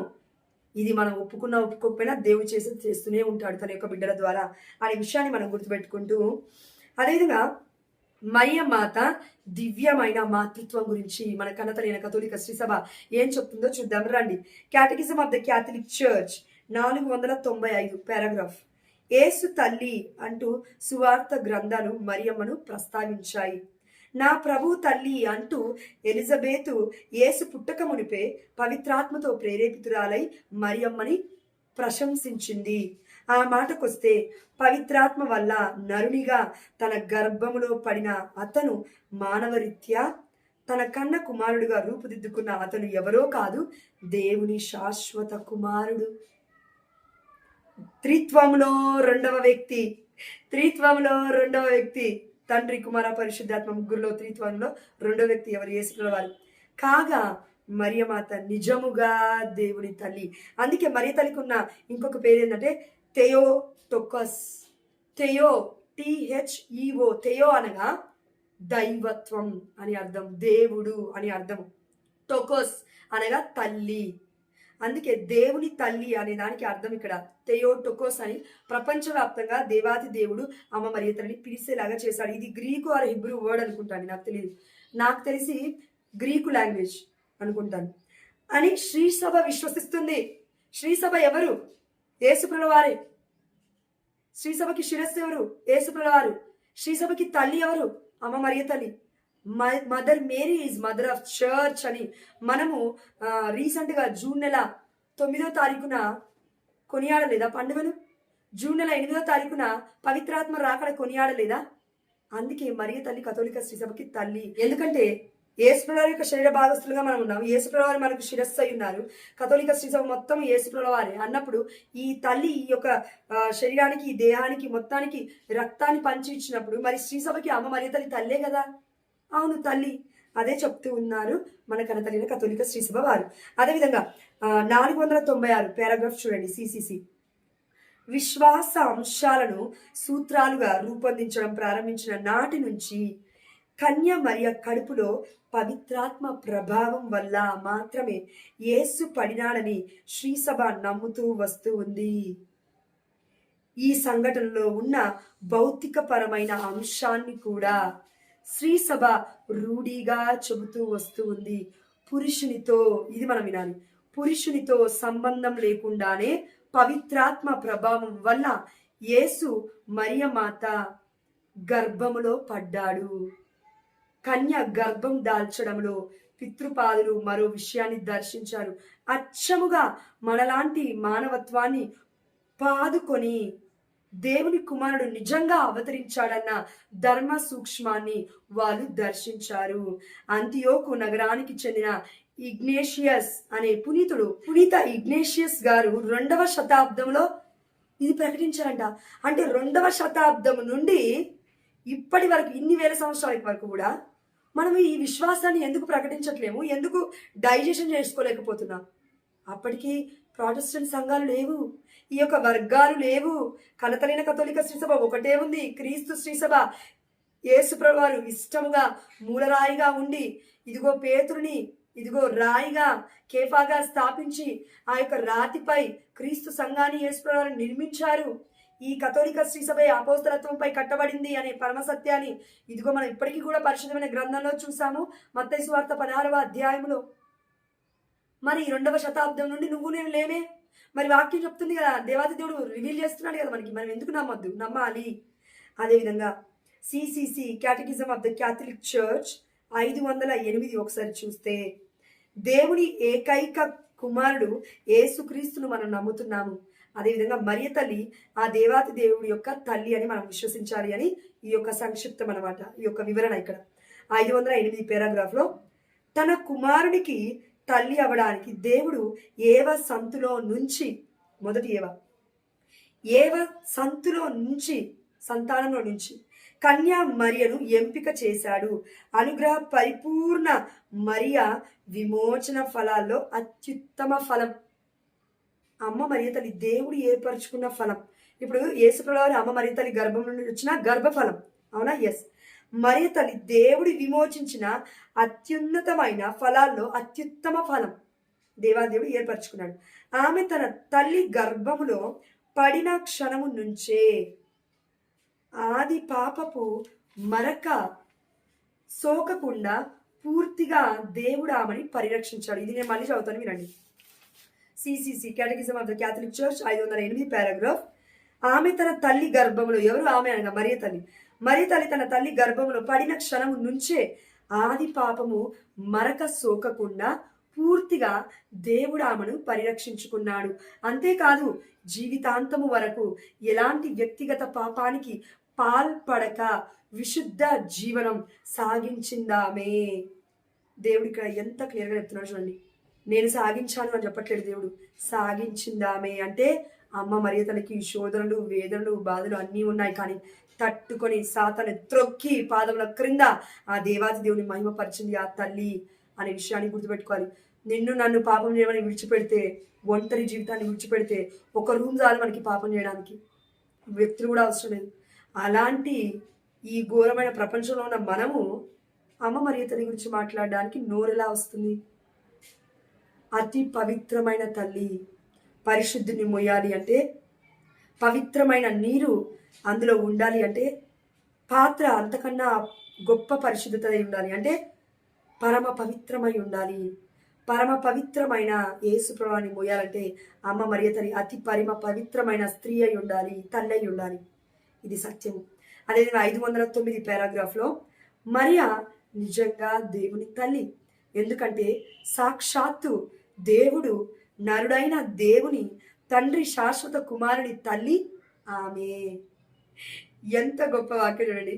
ఎందుకంటే సాక్షాత్తు దేవుడు నరుడైన దేవుని తండ్రి శాశ్వత కుమారుని తల్లి ఆమె. తండ్రి, కుమార, పరిశుద్ధాత్మ ముగ్గురు వచ్చి ఆమెతో నివసించారు అంటే ఏలినవారి అనుగ్రహాన్ని నువ్వు పొందుకున్నావు, ఏలినవారు నీతో ఉన్నారంటే అర్థం ఇదే కదండి. ఎస్. అదేవిధంగా 510 పారాగ్రాఫ్. మరియమ్మ తన కుమారుణ్ణి గర్భంలో దాల్చినప్పుడు కన్యగానే ఉండిపోయింది. అతనికి జన్మనిచ్చినప్పుడు ఆమె కన్యయే. చేతుల్లో ఎత్తుకున్నప్పుడు కన్యయే. అతనికి స్థలం ఇచ్చినప్పుడు, పోషించినప్పుడు కన్యకానే ఉండిపోయింది. అంటే ఈ రోజులలో పాపపు లోకంలో జీవిస్తున్నాం కాబట్టి పాపపు మాటలు మాట్లాడేవాళ్ళు, పాపపు వ్యక్తులు ఏమని మాట్లాడుతున్నారంటే, ఇదిగో మరియ తల్లికి దాని తర్వాత పిల్లలు పుట్టారు. కానీ ఇక్కడ వాక్యం చూడండి ఎంత క్లియర్గా ఉంది. మరియ తల్లి ఆ యొక్క గొప్ప దేవాతి దేవుడైన యేసు వారికి జన్మనిచ్చినప్పుడు కన్యయే. దేవుడి ప్రణాళికలో కన్యయే. చేతుల్లో ఎత్తుకున్నప్పుడు కన్యయే. ఆ యేసు వారిని స్థనం ఇచ్చి అంటే పాలిచ్చినప్పుడు కన్యయే. ఇదిగో పునీత అగస్తిన్ గారు అంటున్నారు, ఆమె సర్వము దేవుని దాసురాలే. ఇదిగో నేను ప్రభు దాసురాని, నీ మాట చెప్పిన నాకు జరిగాక. దేవుడి దాసురాలని ఒప్పుకుందంటే, ఒక్కసారి నువ్వు నేను దేవుడి బిడ్డల మనం ఒప్పుకున్నామంటే మరలా పాపము చేయకము అని దేవాది దేవుడు పరిశుద్ధమైన గ్రంథంలో ఎన్నిసార్లు చెప్పలేదు, ఎంతమందితో చెప్పలేదు. ఇదిగో నీకు మరింత కీడు జరగకుండా ఉండుటకై పక్షవాత రోగితో అనుకుంటాను. కోనేటి వద్ద స్వస్థత దగ్గర యోహాను సువార్త 5వ అధ్యాయం అనుకుంటాను. ఇదిగో నీకు మరింత కీడు జరగకుండా ఉండుటకై నీవు మరలా పాపంలో పడకు. అదేవిధంగా మగ్దల మరియంతో దేవాది దేవుడు యేసు వారు ఇలా అంటున్నారు, ఇదిగో నీవు మరలా పాపము చేయకము. కానీ మరియ తల్లి విషయంలో ఈ మానవాళ్ళంతటికీ వేరు, మరియ తల్లి విషయంలో వేరు. మనమందరం పాపం చేసాము, పాపాన్ని మూటల్లాగా కట్టుకున్నాము ఆది నుండి. ఇప్పుడు ఆ పాపాన్ని తొలగించుకోవాలంటే దేవుడి వైపు చూస్తాము, ఏదైనా శోధన అంటే పటక్కుమని మళ్ళీ కింద పడిపోతాం. మరియ తల్లి అలాగే అంతటినీ జయించింది, తన జీవితాన్నే జయించింది, తన శరీరాన్నే జయించింది. ఇదిగో ఆ దేవాది దేవుడు అంటున్నాడు, ఇదిగో నేను ఈ లోకాన్ని జయించాను. ఈ లోకంలో పుట్టినప్పటికీ యేసు ప్రభువు అన్నారు, మీరును భయపడకండి. శ్రమలు సహజము, ఇదిగో ఇబ్బందులు సహజము, కష్టాలు కన్నీళ్లు సహజము, దుఃఖం అనేది పుట్టిన ప్రతి మానవుడికి ఉంటుంది. అయితే జాగరూకులై ఉండండి, ప్రార్థించండి. ఇదిగో మీరును కష్టాలు వచ్చినప్పుడు నా వలె భరించండి, అంతేకాని పాపములో పడకండి. దేవుడికి పాపం ఉందా? లేదు కదా. అందుకే మన యొక్క లోకోక్తి ఒకటి ఉంటుంది కదండి. ఈ సమయంలో దేవుడు గుర్తు చేస్తున్నాడు, తల్లి ఒకటైతే పిండం ఇంకొకటి ఉంటుందా? తల్లి వేరు ఒకటైతే పిండం ఇంకొకటి ఉంటుందా? లేదు కదా. తల్లి అతి పవిత్రమైనది, దేవాతి దేవుడు పరమ పవిత్రుడు. ఇది మనం గుర్తుపెట్టుకోవాలి, అంతే సింపుల్. కాబట్టి అమ్మ మరియ తల్లి యెహోవా తండ్రికి ముద్దు బిడ్డ, అదేవిధంగా పరిశుద్ధాత్మ దేవుడికి ప్రియురాలు, యేసు ప్రభువు వారికి తల్లి అంటే దేవుడి తల్లి. ఆదికాండం 3వ అధ్యాయము 20వ వచనంలో మనం చూస్తున్నాము, జీవులందరికీ తల్లి కావున నరుడు తన భార్యకు ఏవా అను పేరు పెట్టెను. అదేవిధంగా ఇక్కడ నరుడు అనగా ఆదాము, మొట్టమొదటి ఆదాము, ఇదిగో తన భార్యకి ఏవా అని పేరు పెడుతున్నాడు, భార్యకి. అవునండి, ఎస్. ఇది పాత నిబంధన. కొత్త నిబంధనకు వచ్చేసరికి ఇదిగో అమ్మ మరియ తల్లికి యెహోవా తండ్రి పేరు పెట్టాడు, మరియమ్మ అని. ఎలా చెప్పొచ్చు? ఇప్పుడు అన్నమ్మ జోకిములు పునీతులు. అన్నమ్మ జోకిములకి దేవుడి యొక్క ప్రణాళిక చెప్పునే అమ్మ మరియ తల్లి వారి యొక్క గర్భంలో పడింది. అంటే ఆ దేవాది దేవుడు రివీల్ చేసి ఉండొచ్చు కాబట్టే కదా. ఇదిగో యోహాన్ గారు పుట్టక ముందు, బప్తిస్మ యోహాన్ గారు పుట్టక ముందు కడువృద్ధులైన ఎలిజబెత్ జకర్యాల దగ్గరికి దేవదూత వచ్చి ఇలా అంటుంది, ఇదిగో మీరు యోహాను అని పేరు పెట్టాలి. అదేవిధంగా మరియ తల్లికి దేవుడు చెప్పాడు, ఇదిగో యేసు అని పేరు పెట్టాలని. అదేవిధంగా తండ్రి అయిన యోసేపు గారికి దేవాదేవుడు చెప్తున్నాడు, ఇదిగో పుట్టబోతున్న కుమారుడికి యేసు అని పేరు పెట్టండి అని. అమ్మ మరియ తల్లిలో కూడా ఇది జరిగింది. అందుకే ఆ దేవాది దేవుడే ఇక్కడేమో నరుడు మొదటి ఆదాము ఏవకి తన భార్యకి పేరు పెడుతున్నాడు. కానీ ఆ దేవాది దేవుడే అమ్మ మరియ తల్లికి ఇదిగో మరియా అనే పేరు పెడుతున్నాడు. అందుకే తరతరముల వారు నిన్ను ధన్యురాలని పిలుస్తారు. మరియమ్మ అనే పేరు ధన్యురాలు. అయితే ఇంకొక గొప్ప విషయం ఏంటంటే ఇదే ఆదికాండము 2వ అధ్యాయం 23వ వర్షం ఒకసారి చూడండి. మనము ఆదికాండము 2వ అధ్యాయం 21 నుంచి చూద్దామండి. అప్పుడు దేవుడైన యావే నరుని గాఢ నిద్రపోవునట్లు చేసెను. అతడు నిద్రపోవునప్పుడు ఆయన అతని ప్రక్కటెముకను ఒక దానిని తీసి ఆ చోటును మరలా మాంసముతో పూడ్చెను. 22వ వచనము. తాను నరుని నుండి తీసిన ప్రక్కటెముకను స్త్రీగా రూపొందించి, స్త్రీగా మొదటి ఆదాము ప్రక్కటెముక నుంచి స్త్రీని తీశాడు ఆ దేవాతి దేవుడు. అవునా? ఎస్. దేవుడైన యావే ఆమెను అతని కడకు తోడుకొని వచ్చాడు. అంటే ఇదిగో నీ భార్య అని పరిచయం చేస్తున్నాడు. అంటే ఒక హోలీ సాక్రమెంట్, దివ్య సంస్కరణ, ఒక ఏమంటారండి దాన్ని, పెళ్లినాటి ప్రమాణాన్ని చెప్పిస్తున్నాడు దేవుడు అక్కడ మధ్యలో ఉండి. ఇదిగో ఈ స్త్రీ ఇప్పుడు నీకు భార్య అని చూపిస్తున్నాడు. తోడుకొని వచ్చాడు. 23వ వర్షం. అప్పుడు నరుడు చివరకు దేవుడు ఈ విషయాలన్నీ చెప్పిన తర్వాత, ఈమె నీ యొక్క ఎముక నుంచి తీయబడిన స్త్రీ అయితే నీ భార్య అని చెప్పిన తర్వాత 23వ వర్షంలో నరుడు ఏమంటున్నాడో చూడండి. అంటే దేవుడు చెప్పాడు కాబట్టి నరుడు స్వీకరిస్తూ ఉన్నాడు. ఆదాము నరుడు చివరకు ఈమె నా వంటిదైనది, ఆదాము అంటున్నాడు, ఈమె నా వంటిదైనది, ఈమె నా ఎముకలలో ఎముక, నా దేహములో దేహము, ఈమె నరు నుండి రూపొందినది కావున నారి అగును అనెను. అంటే ఇక్కడ ఒక డ్యూయట్, ఒక మంచి సాంగ్ పాడుతూ ఉన్నాడు మొట్టమొదటి ఆదాము గారు. ఏమని అంటే, ఇదిగో ఈమె నా ఎముకలో ఎముక, నా దేహములో దేహము. డ్యూయట్ సాంగ్, మంచి ప్రేమ కలిగిన పాట. ఆ ప్రేమ కొన్ని రోజులు కూడా లేదు. ఎప్పుడైతే ఏవా ఫ్రూట్ తిని వచ్చి ఆదాముకి ఇచ్చిందో, దేవుడు రాగానే అడగగానే ఆదాము ఏమనంటే, ఇదిగో నువ్వు ఇచ్చావు కదా స్త్రీ, ఆమె పాపం చేయమని చెప్పింది, నువ్వు ఇచ్చావు కదా స్త్రీ. దేవుని దూషించడం స్థాయికి వెళ్ళిపోయాడు ఆదాము. అది పాప ఫలితం ఇంత భయంకరంగా ఉంటుంది. దేవుని దూషించే స్థాయికి వెళ్ళిపోతాం మనం. పాపము చేసే వారికి పరిశుద్ధమైన కనతలియన కథోలిక శ్రీ సభలో దివ్యమైన సంస్కరణ, ఇదిగో ఆ యొక్క పాప సంకీర్తన చెయ్యని వారికి దేవుడు మరలా చెప్తున్నాడు, మీరు వెళ్ళి చేయమని చెప్తున్నాడు. ఎవరైతే ఈ వాక్యాన్ని చూస్తున్నారో ఆమెన్, హల్లెలూయా. రెగ్యులర్గా చేయండి, మనం ధన్యులం అవుతాం. ఆమెన్.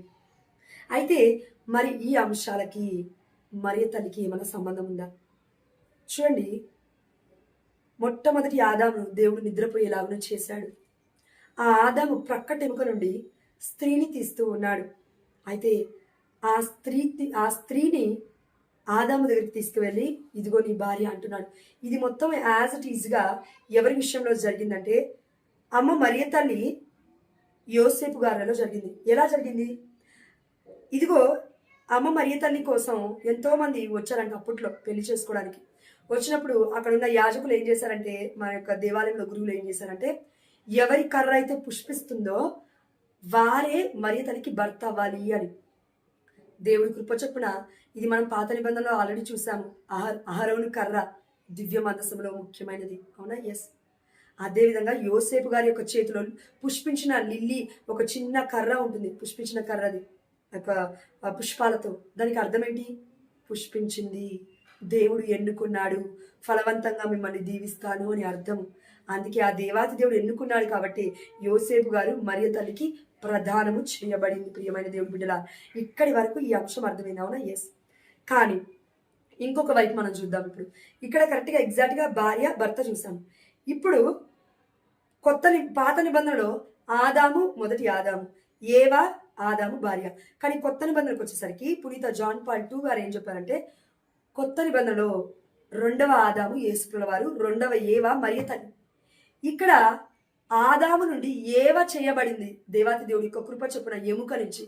కానీ కొత్త నిబంధనలో 2వ ఏవ అయిన మరియ తల్లి గర్భము ద్వారా దేవాతి దేవుడైన యేసుప్రభుల వారికి చేయబడుతూ ఉన్నాడు. అంటే ఆ దేవాతి దేవుడి యొక్క మహిమ తల్లి గర్భములో ఉద్భవించి ఫలములాగా ఇదిగో ఫలించింది, ఇదిగో ప్రసవించింది, కనింది, తన యొక్క పొత్తి గుడ్డలలో చుట్టి పెట్టింది, పరుండబెట్టింది పశుల పాకలో బెత్లెహేములో.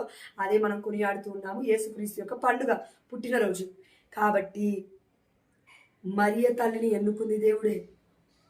ఆ తల్లి యొక్క గర్భము నుండి కూడా ఆ దేవాతి దేవుడు వస్తూ ఉన్నాడు. కానీ ఇక్కడ ఈ మొదటి ఆదాము ఏవకి, ఇక్కడ రెండవ ఆదాము ఏవకి తేడా ఏంటంటే, ఇక్కడ వీరిద్దరు భార్య భర్తలు దేవుడు ఏర్పరిచాడు. కానీ ఇక్కడికి వచ్చేసరికి తల్లి బిడ్డలు, ఇదేంటి అనంటే ఇది అతి పరిశుద్ధమైనది, పరమ పవిత్రమైనది, ఈ ప్రపంచానికి అందని అద్భుతమైనది. ఇదిగో పరమ రహస్యాలు ఇంకా కూడా దాచిపెట్టబడ్డాయి. పరిశుద్ధాత్మ దేవుడు మనకి వివరిస్తే తప్ప మనకు అర్థం కాదు అనే విషయం కూడా దేవాది దేవుడు చెప్తూ ఉన్నాడు. కాబట్టి ఇక్కడ కేవలం ఒక ఆపరేషన్ జరిగినట్టు యెహోవా తండ్రి ఆదాము నుండి ఏమని చేశాడు? ఒక ఎముక నుండే చేశాడు, ప్రక్కటి ఎముక నుండి. ఇదిగో నీవు నీ భర్తకి సహకారివి అని అర్థం. ఒక బోన్ లాగా నువ్వు ఉండు అని అర్థము. ఎముకలో కుళ్ళిపోయిన ఎముకలాగా నువ్వు ఉండొద్దు అని అర్థము స్త్రీకి చెప్తున్నాడు దేవుడు.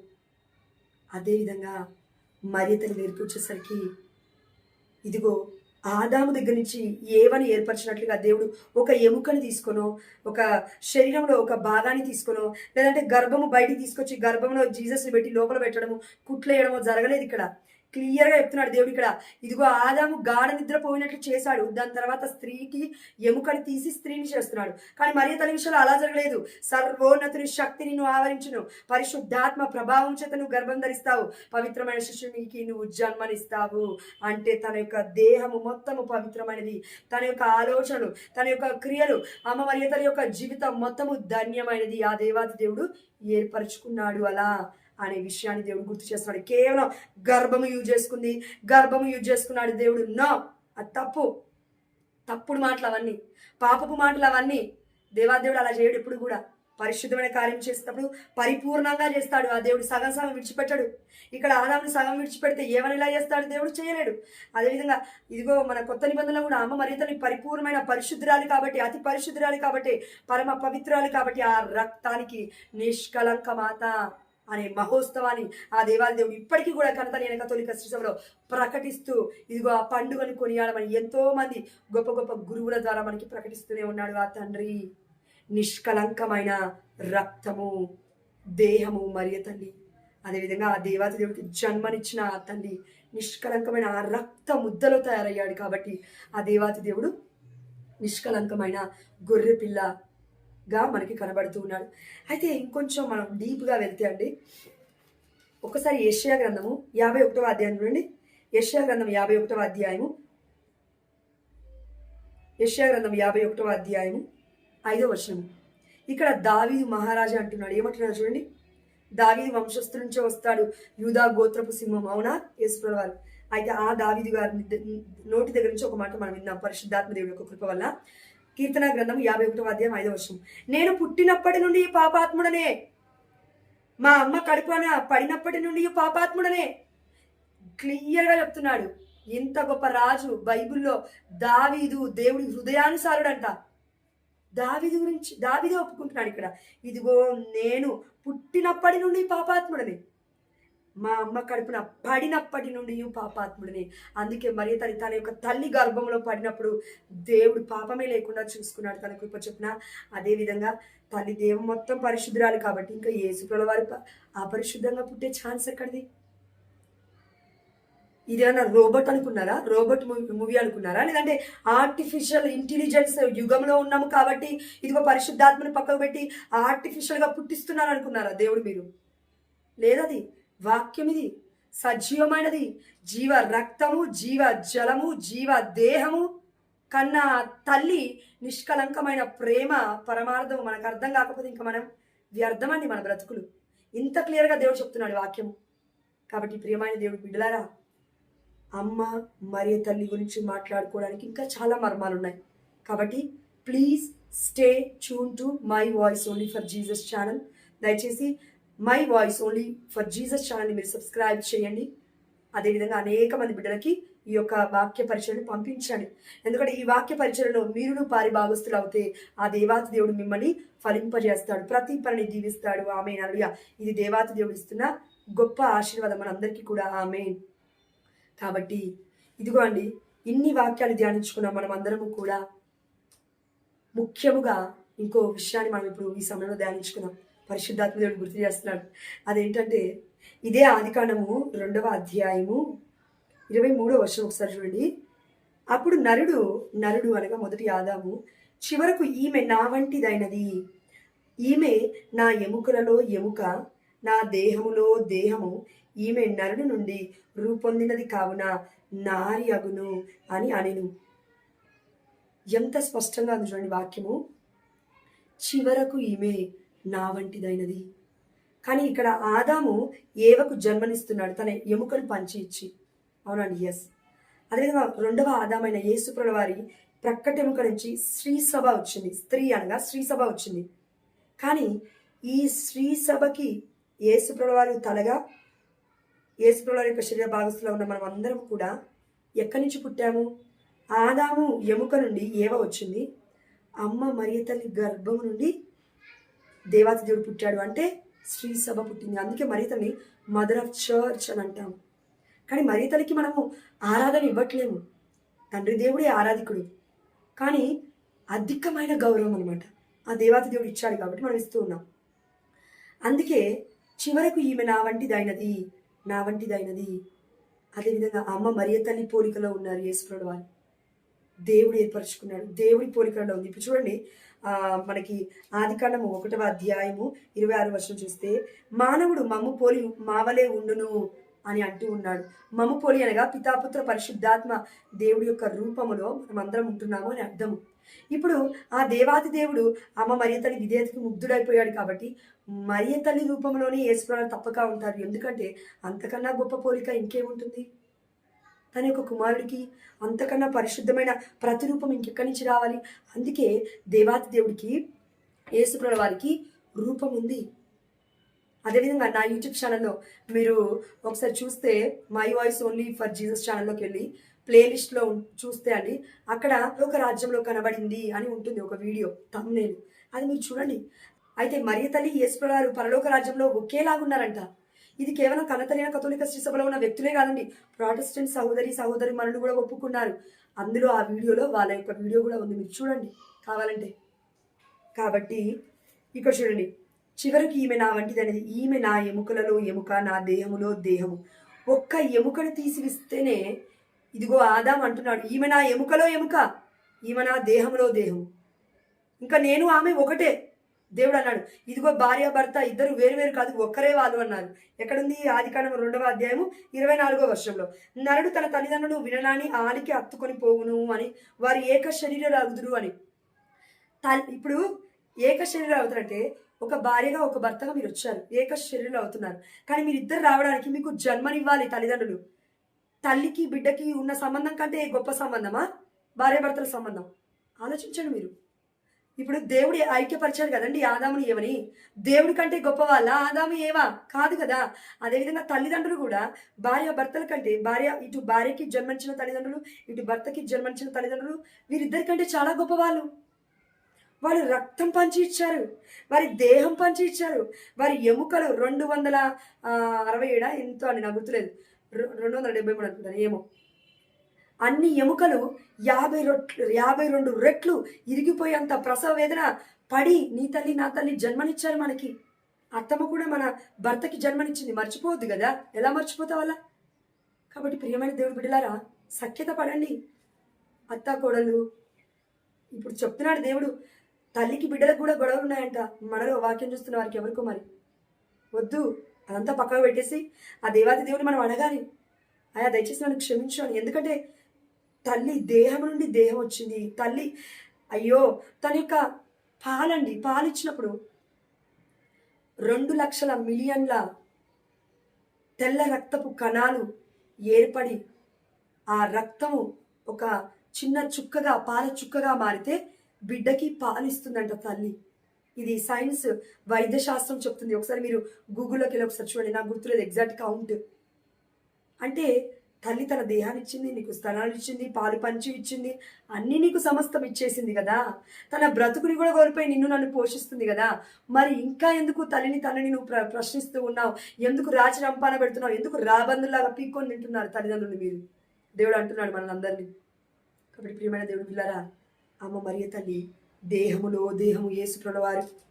అమ్మ మరియ తల్లి ఎముకలలో నుండి ఎముక యేసుప్రభుల వారు. అమ్మ మరియ తల్లి స్తనము పంచి ఇచ్చిన ముద్దు బిడ్డ. అమ్మ మరియ తల్లి రక్తము, దేహము, మాంసము, ప్రతి అణువణువు ఆ తల్లి పంచి ఇవ్వడమే కాదు, తన పరిశుద్ధతని పుచ్చుకొని పుట్టాడు పరిశుద్ధమైన ఆ దేవాది దేవుడు పుత్రుడు అనే ఒక విషయము మనం అర్థం చేసుకోవాలి అని పరిశుద్ధాత్మ దేవుడు కోరుకుంటున్నాడు. ఇంత గొప్ప వాక్యాన్ని వివరించిన ఆ దేవాది దేవుడికి సమస్త ఘనత, మహిమ, ప్రభావములు చెల్లిస్తూ, తండ్రి ఈ పాపినైనా నన్ను నీ వాక్యం ద్వారా బలపరిచి అనేక మంది బిడ్డలకు అయా ఈ యొక్క పాపినైన నా ద్వారా ఎంతో కొంత వాక్యం అర్థమయ్యే విధంగా నీవు నన్ను పాత్రగా వాడుకుంటున్నందుకు నీకే సమస్త ఘనత, మహిమ, ప్రభావములు చెల్లిస్తూ అమ్మ మరి తన పరిశుద్ధమైన పాత్రగా నీకు ఏ విధంగా అయితే తన యొక్క జీవితాన్ని త్యాగ బలిగా, తన పరిశుద్ధతను నీకు బలిగా అర్పించిందో అయా మమ్మల్ని కూడా మేము పరిశుద్ధంగా జీవిస్తూ మా యొక్క ఈ యొక్క పాప జీవితాన్ని విడిచిపెట్టి మరలా పాపములో పడకుండా, మరలా పాపము చేయకుండా నా తండ్రి అయా నీ వైపు చూస్తూ పరిశుద్ధమైన మా జీవితాన్ని, మా దేహాన్ని అయా ఈ దేహము నీకు దేవాలయం, ఈ యొక్క ఆత్మ నీవిచ్చిన ఆత్మ, నువ్వు వెలయిచ్చి మమ్మల్ని కొనుక్కున్నావు, మాది ఏదీ కాదు నా తండ్రి, మేము నీ సొత్తు అని పలికి ఉన్నావు నా తండ్రి, నీవు మమ్మల్ని కని ఉన్నావు అని కీర్తన గ్రంథం 2:7 చెప్తూ ఉన్నావు యేసయ్య. కాబట్టి తండ్రి ఈ దేహాన్ని, ఈ ఆత్మని తిరిగి నీకు ఇచ్చేంత వరకు అయ్యా మమ్మల్ని, మా కుటుంబాన్ని సురక్షితముగా దీవించి కాచి కాపాడమని అమ్మ మరియ తల్లి రక్షణ మాత, విమోచన మాత, నిష్కలంకమైన మాత, జన్మ పాపము లేక ఉద్భవించిన అమ్మ మరియ తల్లి మధ్యవర్తిత్వ ప్రార్థన ద్వారా బిడ్డలు ఏవైతే ఈ సమయంలో ప్రార్థన విన్నపాలు మీకు సమర్పిస్తూ ఉన్నారో ప్రతి ఒక్క విన్నపాన్ని కూడా మీ పరిశుద్ధమైన పాదశంలో పెడుతూ ప్రతి ఒక్క ప్రార్థనకి కూడా మీరు ఇవ్వబోతున్న గొప్ప అద్భుతమైన సమాధానాన్ని బట్టి, గొప్ప అద్భుతమైన ఆశీర్వాదాన్ని బట్టి మీకే సమస్త ఘనత, మహిమ, ప్రభావములు చెల్లిస్తూ యేసుక్రీస్తు ప్రభు యొక్క కృపయు, తండ్రి దేవుడి యొక్క ప్రేమయు, పరిశుద్ధాత్మ సహవాసము మనందరికీ ఎల్లప్పుడూ తోడై ఉండునుగాక. Amen. Hallelujah. God bless you all abundantly in the mighty name of Jesus. Amen. దయచేసి ఈ వాక్యాన్ని అనేక మంది బిడ్డలతో పంచుకోండి. నేను ఈ వాక్యం చేయడానికి నాకు 3 నుండి 4 గంటలు పట్టింది. ఈ అంశం పైన ధ్యానించడానికి కొన్ని నెలలు పట్టింది. మరి మీకు వాక్యము పరులకి పంచుకోవడానికి ఆరక్షణం పడుతుంది. దయచేసి ఈ మంచి కార్యాన్ని చేస్తారా ఆ దేవాది దేవుడి కోసం, దేవుని మహిమపరచడం కోసం. ఎందుకంటే ఇంత కష్టించి దేవుడు చెప్పించాలంటే ఈ యొక్క వాక్యాన్ని పరిశుద్ధాత్మ ప్రేరణ ద్వారా అనేక మంది బిడ్డలు రక్షింపబడతారు ఈ వాక్యం ద్వారా. ఆమేన్. హల్లెలూయా. ఆ దేవాది దేవుడికి మహిమ చెల్లునుగాక. అదేవిధంగా ఈ వాక్యాన్ని పరులకు పంచుకుంటున్న మీ అందరినీ కూడా దేవుడు 30 దింతలుగా, 60 దింతలుగా, 100 దింతలుగా దీవించునుగాక.